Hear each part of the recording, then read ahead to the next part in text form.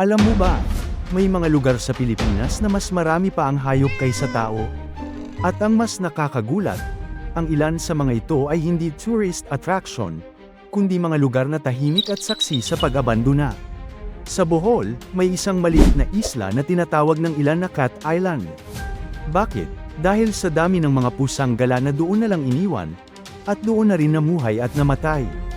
Isipin mo yun, isang buong isla na tahimik at naging tahanan ng mga pusang hindi na binalikan ng kanilang amo. Sa Rizal naman, may mga isla sa paligid ng Laguna de Bay at Talam area na iniuugnay sa pagtatapon ng mga asong gala. Marami sa kanila ang napadpad doon, at tuluyang naging bahagi ng isla.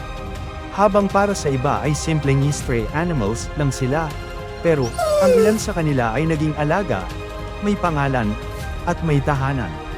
Pero may isang isla sa Pilipinas na kakaiba ang kwento. Ang Calauit Island sa Palawan ay tahanan ng wildlife sanctuary, kung saan mas marami ang hayop kaysa tao.